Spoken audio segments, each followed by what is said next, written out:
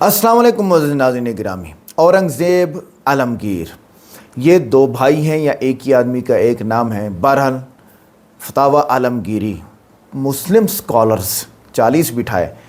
और ऐसा आदमी क्या वो मुसलमान हिंदुओं के मंदिरों को गिराता था? नहीं, ये गलत बातें की जा रही हैं। और योगी आदित्यनाथ ने यहाँ पर जो बात की है वो भी जो है बहुत गलत है। देखें, एक आदमी कुरान पाक का तिलावत करता हो, एक आदमी मुस्लिम हो, एक आदमी सबके हुकूक जानता हो, एक आदमी फ़लाँ करता हो फ़लाँ, उसकी कब्र को मिटाने की साजिश या उसकी कब्र के ऊपर बैतुल खला बनाने की साजिश, ला हौला वला कुव्वता इल्ला बिल्लाह। आइए वीडियो को देखते हैं, ये सारे सियासतदान किस तरह की बातें कर रहे हैं, ख़ासकर योगी आदित्यनाथ। और इसके बाद कुछ हिंदू इनके भी ख़िलाफ़, और फिर बंदा ना चीज़ आपको कुछ हिस्ट्री से भी ज़रूर आगाह करेगा। आइए देखते हैं, वीडियो को लाइक करें, चैनल को सब्सक्राइब करें, वीडियो को व्हाट्सएप पे ज़रूर शेयर करें, कमेंट करके बताएं वीडियो कैसी लगी। अगर कोई औरंगजेब को अपना नायक और आदर्श मानता है तो मैं मानता हूं कि वह एक कोई मानसिक विकृति का शिकार है।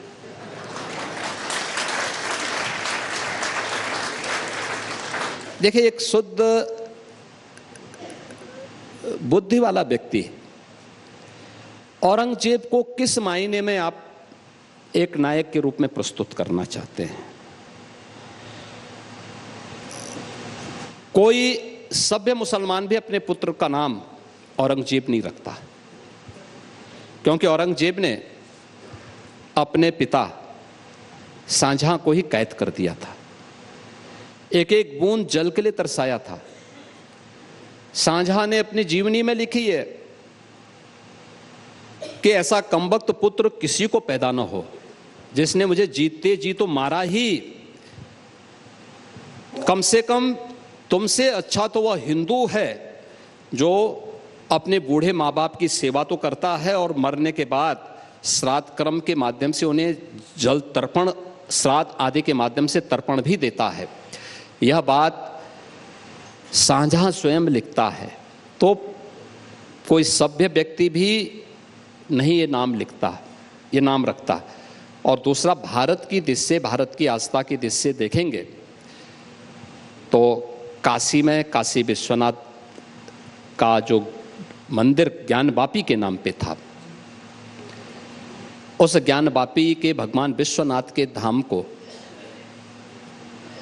इसी औरंगजेब ने तोड़वाया था।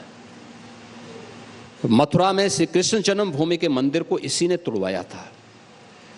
हजारों मंदिरों को तोड़वाया था। भारत की आस्था के साथ ये व्यक्ति खिलवाड़ किया था। हिंदुओं पे जजिया कर लगाया था। भारत के अंदर लाखों हिंदुओं का कत्लेआम किया था और उसको कोई आदर्श माने तो यह तो, और इसलिए इस प्रकार की मानसिक विकृति का उपचार का सबसे अच्छा सेंटर उत्तर प्रदेश है। उत्तर प्रदेश में आइए ना, हम बहुत अच्छे ढंग से उपचार करवाएंगे। हमारे विकास में औरंगजेब रोड़ा है। कई बार नेशनल मीडिया और स्पेशली इंग्लिश मीडिया ये हमारे मराठी के भाषणों को पूरा सुनता नहीं है और आउट ऑफ कॉन्टेक्स्ट कोई चीज़ कोट कर देता है और फिर वही एक नरेटिव बनता है। देखिए, अचानक महाराष्ट्र में कुछ जिलों में औरंगजेब का स्टेटस रखना शुरू हो गया, उनके फ़ोटो लगने शुरू हो गए, उनके फ़ोटो लेकर प्रोसेशन निकलना शुरू हो गया।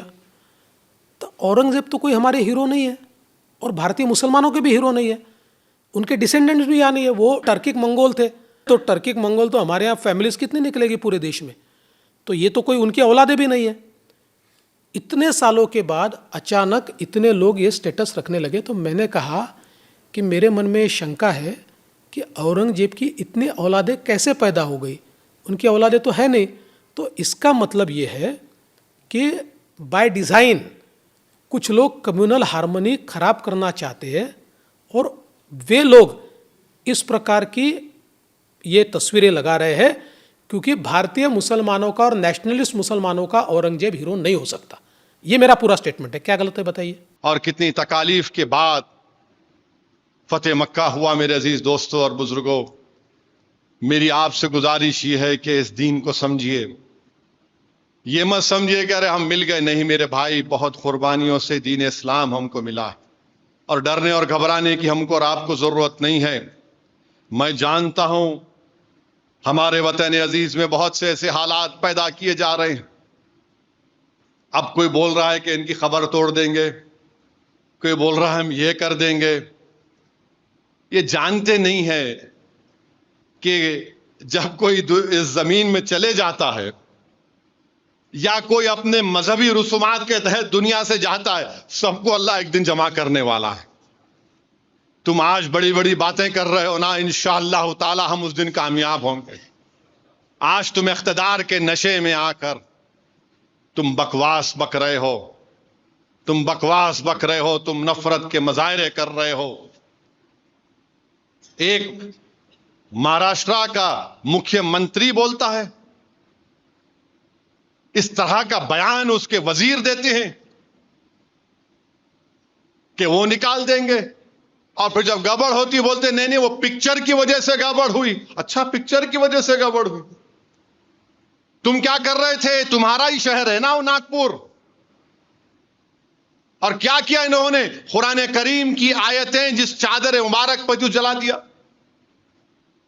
दोपहर में जाकर कंप्लेन दिया गया कि एक्शन लो, जाहिर है बाद में तशद्दुद हुआ, हम उसकी मजम्मत करते हैं, कंडेम करते हैं। मगर आप बोल रहे पिक्चर की वजह से हुआ। अच्छा, पिक्चर की वजह से हो रहा है सब, और आप क्या कर रहे हैं? हाथों में मेहंदी लगी हुई है आपकी, आप हुकूमत आपकी, पुलिस आपकी, इंटेलिजेंस फेलियर आपका। क्यों कर रहे हैं सब ये? अरे लॉ एंड ऑर्डर अगर पैदा हो रहा है तो तुम्हारी वजह से हो रहा है। तुम्हारे जो लोग आज वजीर बने बैठे हैं वो मुसलमानों के खिलाफ गंदगी, बकवास और जहर को फैलाकर मंत्री बन चुके हैं। उनको कुछ नहीं कर रहे हैं। ने खबर को निकाल देंगे, उसको निकाल देंगे, ये निकाल देंगे। अरे रूल ऑफ लॉ से चलेगा या तुम्हारी मनमानी से चलेगा? बताओ हमको। बोल दो कि इस देश में कानून नहीं है, जिसकी लाठी उसकी बैच चलेगा क्या? फिर रूल ऑफ लॉ कहां है? फिर आइन से चलेगा, संविधान से चलेगा, या तुम्हारे जोर पर चलेगा? भाई मेरी पसंद कोई हो सकती है, तुम्हारी पसंद नहीं होगी तो क्या मतलब? जरूरी नहीं ना कि सबकी एक पसंद हो जाए। मेरे को काला पसंद तो तुम क्या करोगे? नहीं मेरे गोरा नहीं, मेरे को नहीं पसंद गोरा, मेरे को मुझे सफेद पसंद, तुम बोलेगे नहीं काले नहीं होगा। और फिर एक हैरत अंगेज बात यह है कि उस बादशाह के बारे में जो लोग बात कर रहे हैं ना, छत्रपति शिवाजी के पोते छत्रपति शाहू वहां खबर पे गए थे। ये मैं नहीं बोल रहा हूं, आज से एक दो दिन पुराना इंडियन एक्सप्रेस का अखबार है, जीशान शेख के नाम से डालो हजरत गूगल में, बेकार चीजें देखते आप लोग। उस आर्टिकल में लिखा कि छत्रपति शिवाजी के बेटे वो खबर पे गए। अब क्या बोलेंगे उनको आप? क्या बोलेंगे उनको आप? अच्छा, फिर उससे हटके गांधी ने क्या कहा था 1931 में इस बादशाह के बारे में? पेम्ब्रुक कॉलेज है बर्तानिया में, नवंबर 1931 को गांधी ने क्या कहा था, पढ़ लो तुम जरा।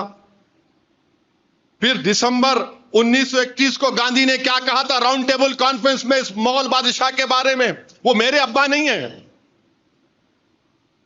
देख लो। फिर उसके बाद यंग इंडिया महात्मा गांधी का जर्नल था, जुलाई 21 1920 में गांधी ने क्या लिखा, पढ़ लो तुम। फिर नवजीवन अक्टूबर 20 1921 को गांधी ने क्या लिखा इस मुगल बादशाह के बारे में, पढ़ लो तुम। और यह भी पढ़ लो, जब किसी ने गांधी को खत लिखकर कहा कि इस बादशाह ने एक मंदिर को तोड़ के मस्जिद बनाया, तो गांधी ने कहा कि यह इंटॉलरेंस है, इससे हमको बचना है, यह गलत है। गांधी ने यह भी कहा। मैं भी गांधी से डिसएग्री करता हूं, मैं बहुत से गांधी के चीजों से उसकी मुखालिफत करता हूं, तो क्या मैं बोल दूं जाके तोड़ दूं? अरे तुम तोड़ने के लिए आए या जोड़ने के लिए आए, बता हमको। अच्छा, जो 300 साल पहले हुआ तुम अब मुझसे पूछ रहे हो? नहीं तुम बोलो, मैं बोलूं तो फिर पुष्पमित्रा संघा कौन है? तुम्हारे डैडी है उन्हों? कौन है पुष्पमित्रा संघा? बोलो फिर। छोला बादशाहों के पास क्या हुआ, बोलूं मैं? अरे मुल्क में बेरोजगारी है, पीने का पानी नहीं है, लोग बीमार पड़ रहे हैं, फैक्ट्रियां बंद हो रही हैं, चीन भारत की जमीन पर कब्जा करके बैठा है। मगर नहीं, 300 साल पुरानी बात करें तो सब चले जाता। ये क्या आमफाट है? बोले चले जाएंगा। मेरे अजीज दोस्तों और बुजुर्गों, मैं एक ही बात कह रहा हूं, अपनी हिम्मतों को बुलंद रखिए। डरने और घबराने की जरूरत नहीं है। अल्लाह के रसूल सल्लल्लाहु अलैहि वसल्लम की हम उम्मत हैं, अल्लाह उसका रसूल हमारे साथ हैं, अल्लाह उसका रसूल हमारे साथ हैं। हरगिज डरने की जरूरत नहीं है। जमहूरियत के दायरे में रहकर हम लड़ते आए और लड़ते रहेंगे। ये लोग डराने की सियासत अगर कर रहे हैं तो याद रखो, हम सिर्फ अल्लाह से डरने वाले हैं, इख्तिदार की कुर्सियों पर बैठने वालों से डरने वाले नहीं हैं। तुम आज है कल नहीं रहोगे इंशाअल्लाह ताला, तुम जाओगे इंशाअल्लाह ताला, तुम गुमनामियों के वादियों में गुम हो जाओगे, याद रखो। और जब मौरिख तुम्हारे बारे में कलम लिखेगा ना, तो कहेगा कि तुमसे बड़ा कोई जालिम नहीं था जिसने आइन की धज्जियों को उड़ा दिया। मेरे अजीज दोस्तों और बुजुर्गों, हम क्या क्या देखते हैं, रोज क्या क्या एक एक न्यूज आती है। अब बोल रहे कि कोई एक मेला लगाते उत्तर प्रदेश में, एक पुलिस के ऑफिसर का वीडियो देखा, नहीं उन्हें लुटेरा था, तुम मेला नहीं लगाना। कैसे मालूम तुम कौन लुटेरा था? नहीं लुटेरा था, तुम नहीं लगाना। अच्छा लिख के दे दो लुटेरा था, कानून बना दो लुटेरा था, और हमको बताओ लुटेरों का कौन कानून बना के बोलो ये सब लुटेरे हैं, और हमको ये बताओ कि कौन लुटेरा नहीं था उसका भी कानून बनाओ। 1000 साल से मेला होता है, बोले नहीं लुटेरे का मेला नहीं करना। कौन है तुम ये डिसाइड करने वाले? क्या BNSS में लिखा हुआ है लुटेरा? क्या कानून में लिखा गया लुटेरा? नहीं, नाम वो है लुटेरा।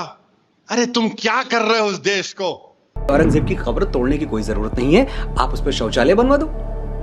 स्वच्छ भारत मिशन चल रहा है, हम आजकल पूरी तरह से अपने इकोसिस्टम को लेके बहुत जागरूक हैं, तो ऐसी जगहें तो बननी चाहिए। शौचालय बनाने की मांग हो रही है, कैसे देख रही हैं आप? देखिए ये सारे ड्रामेबाजी है। औरंगजेब एक बादशाह थे और मुसलमानों को जिस लिहाज से टारगेट करा जा रहा है, देखिए ना तो औरंगजेब पैगंबर थे, ना खलीफा थे, ना साहबा इकराम थे। एक अच्छे साम्राज्य उन्होंने चलाया है, बादशाह थे, और अपनी बादशाहत में जिस वक्त उनका यहाँ पर मुगलों का साम्राज्य था उसमें एक अच्छे बादशाह साबित हुए हैं। और जाहिर सी बात है जब इंसान बादशाहत करता है कुछ कमियां रह जाती हैं, कुछ अच्छे फैसले करता है, कुछ गलत फैसले भी करता है, लेकिन वो 350 साल पहले जो बंदा दुनिया से रुखसत हो चुका, उसके लिए अब आप भारत में आके तांडव मचाए, भारत के लोगों को, भारत के मुसलमानों को परेशान करें कि कब्र को खोद देंगे। आपने देखा कि बावला पागल है, मुंतशिर नाम रख के बैठा। मुंतशिर का मतलब होता है तोड़ना फोड़ना, किसी चीज़ को बिखराना। मुंतशिर, मनोज मुंतशिर, वो कह रहा मैं उसकी कब्र पे, औरंगजेब की कब्र पे जाके मूतूंगा, मेरे मूत में इतना ज़्यादा तेजाबियत है कि मैं औरंगजेब की कब्र को गला दूंगा, और हर हिंदू को जाके औरंगजेब की कब्र पे मूतना चाहिए। ये वाला मनोज मुंतशिर का बयान है। न मालूम कहाँ से गधे आते हैं, कहाँ से ये लोग बोलते हैं। इनको कौन बावला है जो इनको कहता है कि पब्लिक फिगर है? मुझे लगता है कि इनको मूत्र का इतना ज़्यादा तजर्बा है कि इसका नाम है मूत्रनशील होना चाहिए, कि मूत करके इसने पी के इसको पता चलता है कि कहाँ पर इनको तमीज़ नहीं है कि हम पब्लिक फिगर हैं, कैसे बोल रहे हैं। अपना पेशाब पी के मनोज मुंतशिर का दिमाग तो नीचे से निकल के चला गया, इसने निकाल दिया। ये मुसलमानों को एक तरह से वर्गला रहे हैं, हिंदुस्तान की एकता को सेंध लगा रहे हैं। मतलब औरंगजेब जो 350 साल पहले जा चुके हैं दुनिया से, उनकी कब्र है, और अगर तुम कब्र को तोड़ ही सकते हो तो जाके तोड़ दो। ड्रामे क्यों करते हो भाई? नीला पंजा, पीला पंजा, हरा पंजा, सारे पंजे ले जाके तोड़ दो। और भिखारियों तुम्हारे पास पैसे नहीं है तो मुझसे पैसा ले लो। माह रमजान है, ज़कात का महीना चल रहा है, ज़कात नहीं मैं नहीं चाहती। नहीं क्यों चाहते? अरे मेरे भाई एक बात बताओ, नहीं तुम्हें लगता है ना कलंक है ना? कलंक तुम्हें तो लग रहा है ना वो कलंक है। अगर कलंक मिटाने का कितने सारे कलयुगी यहाँ पर बैठे में जो बयान दे रहे हैं। एक वो नरसिम्हा स्वरानंद है, वो उल्टे सीधे बयान दे रहा है कि मैं 50 साल में मुसलमानों को ख़त्म कर दूंगा। अबे बुढ़े, एक्सपायरी 50 साल तक तू भी जिंदा रहेगा ना? उसके बारे में तो मैं ही कहूँगी कि चश्म पे चश्मा लगाया ताकि सूझे दूर की, मुफ्त में अंधा हुआ, सूरत हुई लंगूर की। शक्ल देखी उसके लंगूर जैसे की, लेकिन स्टेटमेंट देते कल देखिए कि किस तरह पुलिस के सामने उसने स्टेटमेंट दिया है कि मुझे मुसलमानों को मारने के लिए मेरे से हिंदू कांटेक्ट करें और मैं असला तकसीम करूंगा। मतलब पुलिस वाले खड़े हुए देख रहे हैं कि एक आतंकी सारवरकर की औलादे हैं, ये नाथूराम की औलादे जो देश का माहौल खराब करना चाहते हैं खाली औरंगजेब पे। अरे औरंगजेब दुनिया में नहीं, टीवी डिबेट चली औरंगजेब औरंगजेब। अरे औरंगजेब को बुलाकर बिठाओ ना डिबेट में, या तो औरंगजेब चलेगा या नेहरू चलेगा या गांधी परिवार चलेगा या मुसलमान चलेगा। कायम है मुगलों का। नहीं एक बात, मुगल साम्राज्य था और हिंदुस्तान में सारे बाहर से आए, आर्य भी हिंदुस्तान में बाहर से, हिंदुस्तान में तो कोई रहता ही नहीं था, सारे ही तो विदेशी यहाँ पर आकर बसे थे ना। लेकिन सिर्फ मुसलमानों को टारगेट करा जाए, औरंगजेब को टारगेट करा जाए, मुगलों को टारगेट चले। अरे हिंदुओं का कत्लेआम करने वाला तुम थे 350 साल पहले, 700 साल पहले तुम थे, तुमने देखा था, सीसीटीवी फुटेज थे, मोबाइल, कहाँ था कत्लेआम। और जो लोग बावले बेवक्त की पैदाइश है, ऊल झलूल लोग जो कहते हैं ना कि हिंदुओं का कत्लेआम करा था और सारे हिंदू खत्म कर देता, रोजाना 15,000 हिंदू को कत्ल करता था। तो उस जमाने हिंदुओं की जो आबादी थी मात्र 19 करोड़ थी। अब तक तो भारत में कोई हिंदू ना बचता। और दूसरी बात, औरंगजेब जो है मुसलमानों के चचा नहीं है, ताए नहीं है, अब्बा नहीं है जो हर मुसलमान को टारगेट करा जाए। अब बिहार में इलेक्शन आपने देखा कि नागपुर में कैसा हुआ, वो भगवा चिंटू जबरन एक मज़ार में घुस जाता है, वहाँ से चादरें नोच कर लेकर आता है, लाने के बाद उन चादरों के ऊपर कलमा हमारे इस्लाम की, हमारे कुरान की उसमें आयतें लिखी होती, उनको जाके नजर आतिश करता है, औरंगजेब का पुतले उन पे पुतला बना के दिखाता है और जलाता है। और मुसलमान जो बेचारा अभी तक संविधान पे यकीन रखता, मेरा भोला भाला मुसलमान, उसको लगता है कि थाने से में इंसाफ मिलेगा। अरे माह रमज़ान है, मुक़द्दस महीना है, सेक्रीफाई का महीना है, इबादतों का महीना है, जहाँ मुसलमान 15-15, 16-16 घंटे भूखा रहता है, वहाँ आप मुसलमान को मतलब उसकी भावनाओं को आहत कर रहे हैं, उनके कुरान पाक की जो आयतें हैं, उनकी चादरें उनको आप जला रहे हैं। मुसलमान बेचारा थाने का रुख करता है नागपुर में, और मुसलमानों का भोलापन देखिए, वो तो सोचता है कि हमें थाने से इंसाफ मिलेगा, पुलिस वाले हमें इंसाफ देंगे। वो नफरती चिंटू जो मज़ार की चादरें नोच के लेकर आया था, पुलिस वालों के सामने फिर उन चादरों को नजरे आतिश करता है, जलाता है। वो और हमें नहीं पता चादर पे क्या लिखा था, उर्दू हमारी समझ में नहीं आया। हाँ तो अंधे हो, समझ में नहीं आया। अब मुसलमान कह रहा तो समझ में आ गया होगा, अब तो पकड़ के जेल में डाल दो, या अब भी बावले हो, दिमाग तुम्हारी घास चरने गया हुआ है, अब जाओ पकड़ लो। तो नाज़रीन गिरामी, पहली बात तो ये है कि जितने भी हिंदू हैं इंडिया के अंदर, ये आज मैं बात रिवील कर रहा हूँ, मुझे भी आज पता चली है, ये सारे इंडियन नहीं हैं। ये आर्य समाज, हिंदू, इस सारे के सारे और इलाकों से, वस्त एशिया से, कहीं से और जगहों से आए हैं। ज़्यादा से ज़्यादा हम ये कह सकते हैं नेपाल है, बर्मा है, श्रीलंका है, वहाँ से आए हैं। आगे आते हैं कि क्या औरंगज़ेब ने अपने वालिद शाहजहाँ को कैद रखा था? बिल्कुल किया था। क्या अच्छा, उस औरंगज़ेब ने अपने वालिद को कैद किया, इसको बेस बना के आप औरंगज़ेब की कब्र को नहीं तोड़ सकते। आपकी ये जुर्रत भी नहीं है, आपको ये इजाज़त भी नहीं है। आप चाहते हो कि इंडिया के अंदर दंगे फसाद हों। उसकी वजह बताता हूँ मैं क्यों किया था। क्योंकि शाहजहाँ हिंदुओं का पैसा, टैक्स का पैसा शाहजहाँ उड़ा रहा था ताजमहल बनाने पे, लाल किला बनाने पे, आगरा बनाने पे, शाही मस्जिदें बनाने पे। वो अपने लिए ठिकाने बना रहा था रहने के, वो तामीरात को बना रहा था कि क़यामत तक खड़ी रहें। और औरंगज़ेब आलिम था, वो दीनदार था, उसने ये कहा अब्बाजान ये पैसा आवाम का है, आवाम पे लगना चाहिए।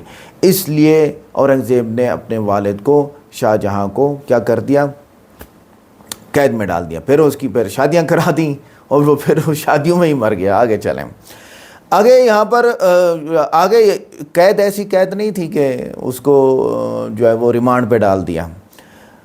उसने जो है औरंगज़ेब ने जंग जीतकर शाहजहाँ को कैद किया, लेकिन उसके साथ इज़्ज़त और एहतराम का रवैया रखा।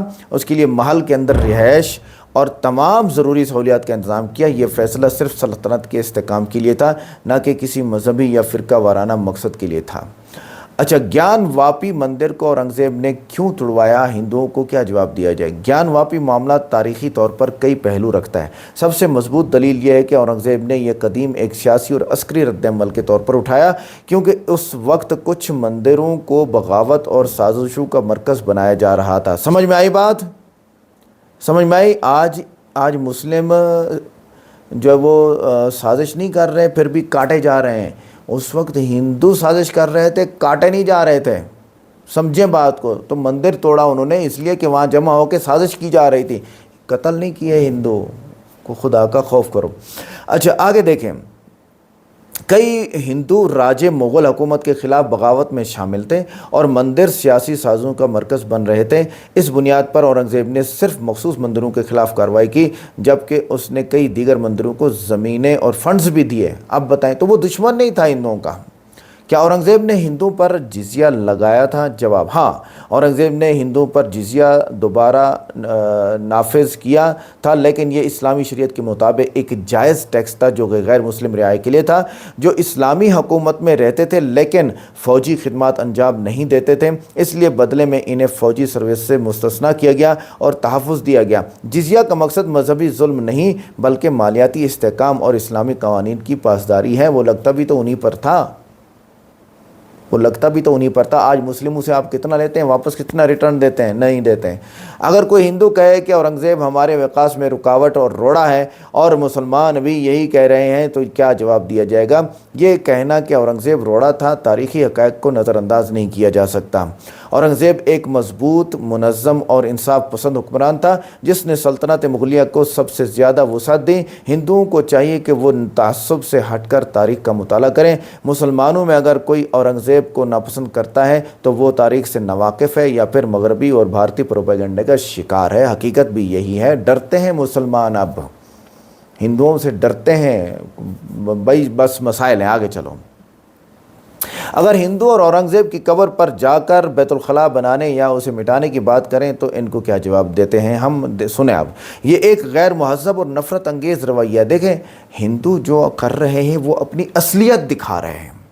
हिंदू अपनी असलियत दिखा रहे हैं कि हम पलीद हैं, नापाक हैं, नजिस हैं और हम क्या करने जा रहे हैं। ये योगी आदित्यनाथ भी यही दिखा रहा है कि मैं कितना नापाक इंसान हूँ, कितना पलीद, कितना दलित हूँ, कितना मैं दलित हूँ और मैं मुसलमानों के साथ क्या कर रहा हूँ। तुम सियासत करो, तुम मुल्क के इस्तेहकाम में आओ, फ़ौज को तरक्की दिलाओ, रोड बनवाओ, बैतुल खला बनवाओ। एक गरीब, काला स्याह, गंदे कपड़े पहने हुए ज़िंदगी गुजार के मर जाता है हिंदू। एक नहीं, करोड़ों जंगलों में पड़े हुए हैं और कश्मीर की बच्ची उठाई जाती है तो उधर भेज दी जाती है दूसरे बांग्लादेश के किनारे पे। बांग्लादेश के किनारे से बच्ची हिंदू की उठाई जाती है, कश्मीर के किनारे पे भेज दी जाती है। वो कभी अपने परिवार को मिल ही नहीं पाती।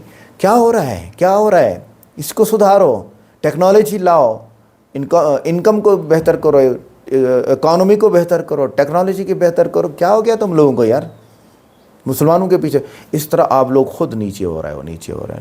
ठीक है, तो ये बातें याद रखना। जब गांधी से कहा गया कि मंदिर तोड़कर मस्जिद बनाई गई है तो उसने कहा कि ये तो इंटॉलरेंस है। इसका मतलब क्या है? जवाब का मतलब अदम बर्दाश्त या दूसरे मज़ाहिब और नज़रियात को कबूल ना करना। लेकिन ये बात एक तरफ़ा है, क्योंकि गांधी ने कभी ये नहीं कहा कि मंदिरों की जगह पर मस्जिद बनाने की बात अगर गलत है तो मसाजिद की जगह मंदिर बनाने के हक़ में वो क्या बर्बादी कहते हैं। अगर वो वाकई यकीन रखते थे तो उन्हें मुसलमानों के ख़िलाफ़ होने वाले जुल्म पर भी बोलना चाहिए था। दोनों बात उन्होंने नहीं की।